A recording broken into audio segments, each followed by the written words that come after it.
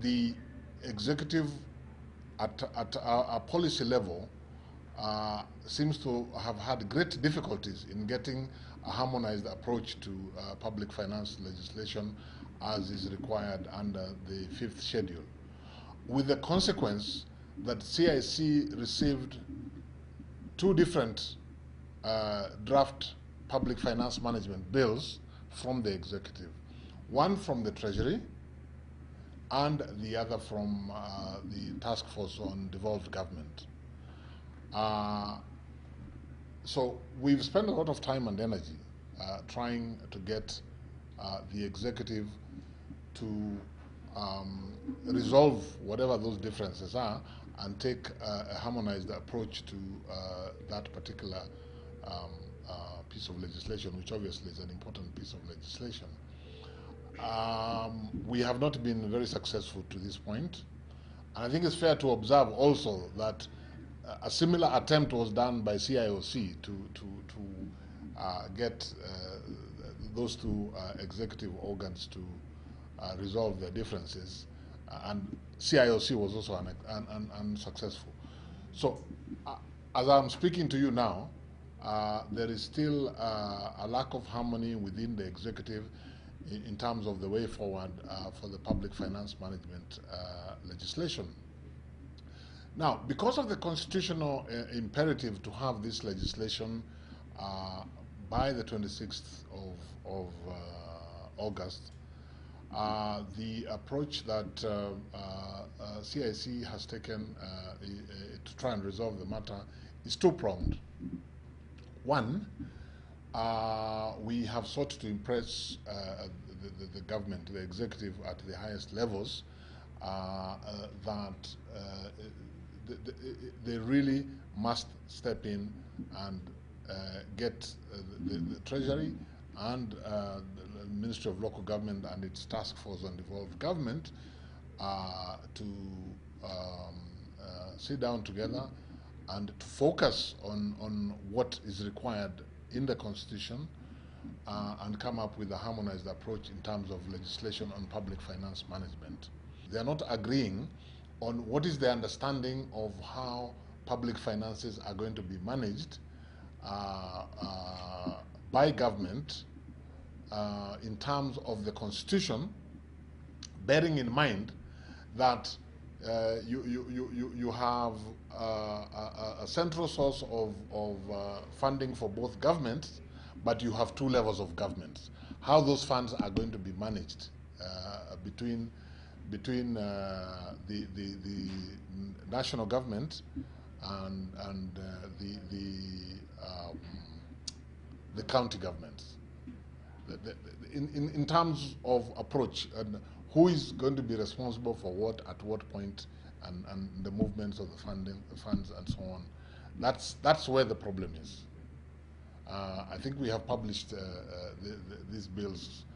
So if one actually wants a detailed analysis of what the differences are, we'll be able to get that from the published bills. So to this end, the Prime Minister has agreed to preside over a meeting on Wednesday of next week, which we hope may go some way towards resolving those differences. What we have resolved in any event as CIC, irrespective of the outcome of that meeting, is that because we have to have a bill that has to meet that particular deadline, we have resolved in any event that we will ourselves now best take those two bills and endeavor to harmonize them, focusing on our reading of the provisions within the Constitution, first on public finance and second on the devolved structures of government. Whoever takes it up would still have to come back for it to comply with 261(4), would still have to go through CIC, would still have to go through the Attorney General. So our energy should be spent more on ensuring that that process works. Now, you asked about cabinet. You see, at the end of the day, the executive is really the implementer. and there are different roles. Parliament's role is to do the actual legislation. The executive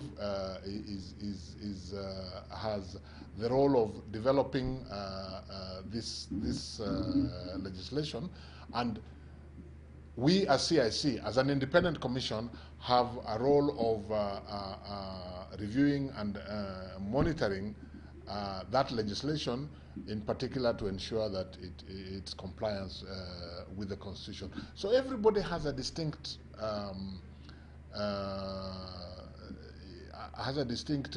role to play in this process. So cabinet participating in this process is not a problem. Where the problem is, is if that participation does one of two things. If either it results in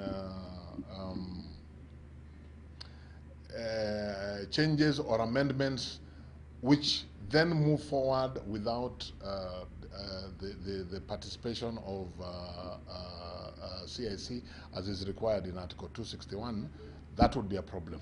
But that problem was resolved when it was accepted that after Cabinet has